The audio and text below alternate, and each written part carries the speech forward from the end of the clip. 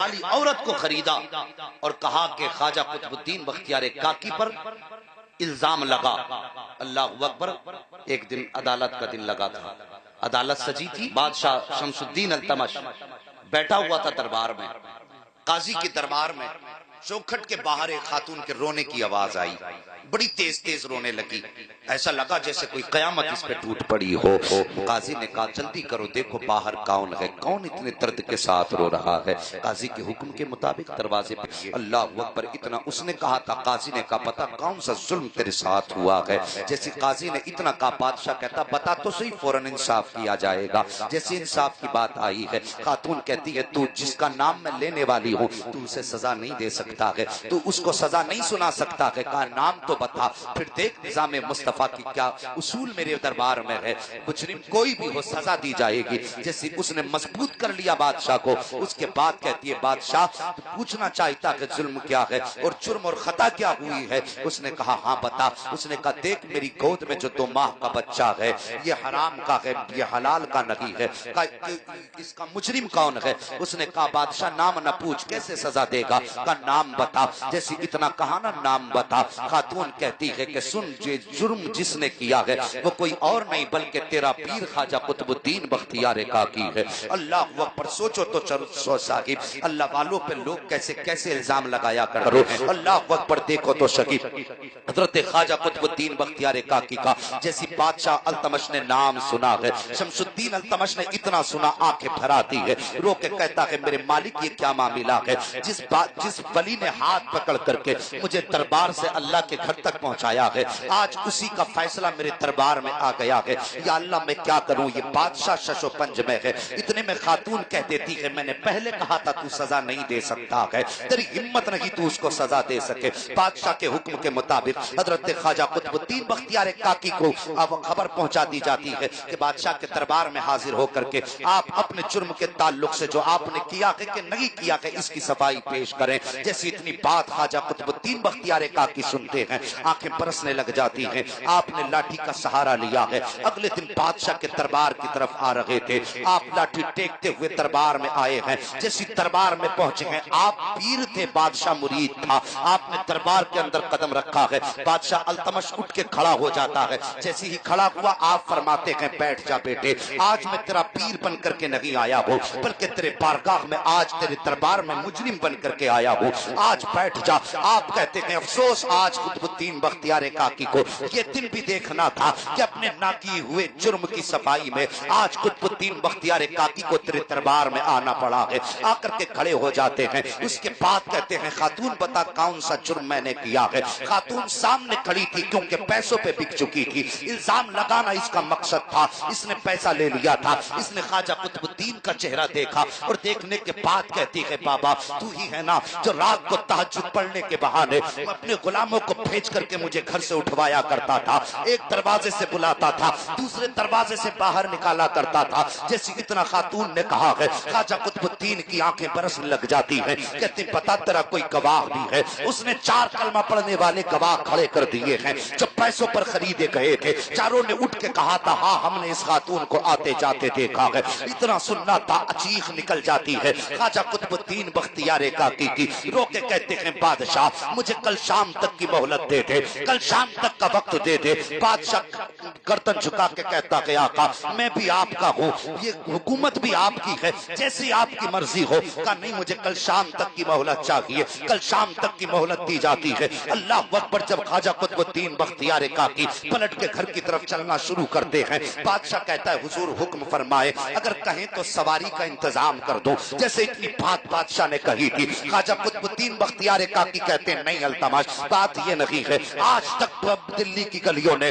مجھے شان سے چلتے دیکھا ہے، آج میں یہ چاہتا ہوں کہ میں ان گلیوں کو دیکھوں کہ کل تک جو میرے قدموں میں پھول بچھاتے رہے ہیں آج میرا استقبال کیسے کرتے ہیں، کل تک ولی کی نظر سے دیکھا گیا ہے، آج دلی والے مجرم کی کی نظر سے دیکھیں گے، دیکھوں گا یہ کتنی جلدی بدل جائیں گے۔ آپ نے لاٹھی کا سہارا لیا ہے، دیکھتے دیکھتے باہر چلے ہیں، لوگوں کی نظریں بدل چکی ہیں، اعتقاد بدل چکے ہیں، خیالات بدل چکے ہیں۔ جو کل تک عزت کر رہے تھے آج نفرت کی نگاہوں سے دیکھ رہے ہیں۔ آپ گئے ہیں اپنے کمرے پر، شام کا وقت آیا ہے، اللہ اکبر، جیسی شام کا وقت آیا ہے آپ شام کے وقت میں روتے ہیں اور رو کے اپنے خواجہ غریب نواز اپنے پیر و مرشد کو آواز دے کے کہتے ہیں میرے مرشد، کیا مجھے اسی لیے دہلی پہ چھوڑا گیا تھا؟ میں کوئی اتنا تو لاوارث نہیں ہوں کہ جس کو جو چاہ کے آ کر کے جرم لگا دے، جو چاہ کے آ کر کے الزام لگا دے۔ میرا بھی کوئی وارث ہے، میں کوئی لاوارث تو نہیں ہوں، میرے سر پہ بھی تیرا ہاتھ ہے۔ بتا کیا تیرا چاہنے والا یوں ہی اس دلی کی گلیوں میں رسوا ہوتا رہے گا؟ یہ کہہ کے روتے روتے سو جاتے ہیں۔ جیسی ادھر آنکھ لگتی ہے ادھر خواب میں بغداد اجمیر والے خواجہ تشریف لے آتے ہیں، خواجہ معین الدین آئے ہیں۔ آنے کے بعد فرماتے ہیں بختیار کاکی پریشان نہ ہو، جا کے بادشاہ کے دربار میں کہہ دینا کہ مجھے 3 دن کی مہلت دے دی جائے۔ اللہ اکبر، صبح کا سویرا ہوا ہے، اگلے دن کا صبح کا سویرا ہوا ہے، آپ اٹھ کر کے دربار میں گئے ہیں۔ جانے کے بعد آپ نے کہا تھا بادشاہ مجھے 3 دن کا موقع دے دیا جائے۔ جیسے 3 دن کا موقع مانگا ہے، کہا کس لیے؟ کہا میں نے گواہی کے لیے اور اپنی صفائی کے لیے میں نے اپنے پیر مرشد کو اجمیر سے بلایا ہے، وہ 3 دن کے بعد آنے والے ہیں۔ جیسے اتنی بات خواجہ قطب الدین بختیار کاکی نے کہی تھی، پورے دربار میں بیٹھنے والوں نے باتیں شروع کر دی تھی کہ بادشاہ اس کی بات نہ سننا، یہ باتیں بنا رہا ہے۔ 3 دن کے اندر اجمیر سے کون آئے گا؟ کیسے اس کے مرشد آئیں گے؟ یہ وقت بڑھا کر کے اپنی زندگی کو بچانا چاہتے ہیں، لہذا سزا بھی دی جائے۔ آپ نے کہا تھا بادشاہ تیری مرضی ہے، اب چاہے تو سزا دے دے، چاہے تو 3 دن کی مہلت دے دے۔ بادشاہ نے کہا خبردار، ان بزرگ کو 3 دن کی مہلت دی جاتی ہے۔ خواجہ قطب الدین بختیار کاکی کو 3 دن کی مہلت مل جا رہی ہے۔ 3 دن کا جب تیسرا دن آیا ہے، مغرب کا وقت آیا ہے، آخری دن ہے، اگلے دن آپ کی بارگاہ میں آپ کو عدالت میں طلب کیا جانا تھا۔ آپ شام کے وقت مصلی پہ کھڑے ہیں نماز پڑھانے کے لیے، جیسی مصلی پہ کھڑے ہیں آپ کے دل میں خیال آیا ہے کہ میرے مرشد تو نہیں آیا ہے، لیکن ابھی تک بختیار کاکی کی حسرتیں نہیں ٹوٹی ہیں۔ تیرے آنے میں تاخیر ضرور ہوئی ہے، لیکن ابھی تک میری آرزویں قائم ہیں، ابھی تک میری امیدیں تیرے دامن سے وابستہ ہیں، تو ضرور آئے گا، دیر سے ضرور آئے گا۔ ابھی یہ کہہ کے آپ نے نماز کی نیت باندھی ہے، نماز کی نیت کی نماز پڑھنا شروع کی ہے۔ جیسی آپ نے سلام پھیرا ہے، کیا دیکھتے ہیں کہ آپ نے سلام پھیرا ہے لیکن معین الدین اجمیری کی 2 رکعتیں باقی رہ گئی تھی، 2 رکعتیں باقی رہ گئی ہیں۔ نماز سے فارغ ہوئے ہیں، سرکار غریب نواز کے قدموں کی طرف دوڑے اور دوڑ کے کہتے ہیں آقا آپ نے کہا فاقے کرنے ہیں، میں نے فاقے کر لیے۔ آپ نے کہا وطن نہیں جانا ہے، میں وطن نہیں گیا ہوں۔ آپ نے کہا رات کو جاگ کر عبادت کرنی ہے، میں نے راتوں رات جاگ کر عبادت کی۔ آپ نے کہا دن میں روزے رکھنے ہیں، میں نے دن بھر روزے رکھے ہیں، لیکن میرے مرشد یہ تو نہیں بتایا تھا جو دلی والوں نے میرے ساتھ کیا ہے۔ اتنا سننا تھا غریب نواز ڈانٹ دیتے ہیں، کہتے خبردار بختیار کاکی چپ ہو جا، تو اپنے آپ کو کیا اپنے آپ کو حضرت یوسف سے بڑا سمجھتا ہے؟ کیا تو اپنے آپ کو حضرت عائشہ صدیقہ سے بڑا سمجھتا ہے؟ اللہ والوں کی راہ میں آزمائشیں آیا کرتی ہیں، لیکن یاد رکھ اللہ والے کبھی لاوارث نہیں ہوا کرتے ہیں۔ خواجہ قطب الدین بختیار کاکی مرشد کے دربار میں کھڑے ہو کے کہتے ہیں حضور خطا ہو گئی۔ فرماتے جاؤ جا کے خبر بھیج دو، صبح دربار لگے اور میرے قطب الدین کا فیصلہ ہو۔ سوچو جس کی حمایت میں معین الدین اجمیری کھڑے ہوں، پھر اس کے مقدمے میں اسے ہرا کون سکتا؟ کہتے کہہ دو خبر بھیج دو، صبح میں فیصلہ ہوگا۔ اللہ اکبر، صبح کا سویرا ہوا، آپ نے اپنے خواجہ قطب الدین بختیار کاکی کا بازو پکڑا اور لے کے جب چلے نا تو دہلی کی گلیوں میں بھیڑ تھی، لوگوں کا ہجوم تھا، لوگوں کی بھیڑ دیکھ کے خواجہ غریب نواز کی آنکھیں برسنے لگ گئیں۔ جیسی آنکھیں برسی ہیں خواجہ قطب الدین بختیار کاکی نے مرشد کو روتے دیکھا، کہتے حضور آپ کیوں رو رہے ہیں؟ آپ فرماتے میں تو اپنے مرید کی شان دیکھنے آنا تھا، مجھے تو اس کے رتبے دیکھنے تھے، میں تو یہ چاہتا تھا میں یہ دیکھوں جب میرا بختیار کاکی چلتا ہے تو لوگ اس کی عزتیں کیسے کیا کرتے ہیں، لیکن افسوس آج لوگ عزت کرتے نہیں، بلکہ لوگوں کو تماشائی بنا دیکھ رہا ہوں۔ یہ سوچ کر کے میری آنکھیں برس گئی ہیں۔ سرکار غریب نواز دربار میں پہنچے ہیں، قاضی بھی موجود ہے، بادشاہ بھی موجود ہے، خاتون بھی موجود ہے، آ کر کے کھڑی ہو جاتی ہے۔ قاضی کا حکم ہوتا ہے خاتون بیان دے، جیسی وہ بیان کے لیے کھڑی ہوئی ہے، میرے غریب نواز نے نگاہ کرم اٹھائی ہے، فرماتے خاتون اب بھی وقت ہے، مان جا ورنہ تباہ و برباد ہو جائے گی، کوئی بچانے والا نہیں ملے گا۔ اس نے کہا تھا میں جھوٹ نہیں بول رہی ہوں۔ پھر آپ نے گواہوں کی طرف دیکھ کے کہا تھا تم تو اپنے اوپر رحم کھاؤ، میرے بختیار پہ یہ جھوٹے الزام نہ لگاؤ، لیکن وہ پیسے کھا چکے تھے، کوئی جانتا نہ تھا آج کیا ہونے والا ہے۔ آپ کہتے ہیں ٹھیک ہے، بول اب کیا بولنا ہے۔ خاتون کہتی ہے کہ یہی وہ شخص ہے جس نے میرے ساتھ زنا کیا ہے، میری گود کا بچہ یہ اسی کا بچہ ہے، اتنا سننا تھا۔ آپ فرماتے ہیں تیرا گواہ کون ہے؟ اس نے کہا یہ میرے 4 گواہ ہیں۔ پھر وہ 4 کلمہ پڑھنے والے کھڑے ہوئے جنہوں نے خواجہ قطب الدین کے خلاف گواہی دینی تھی،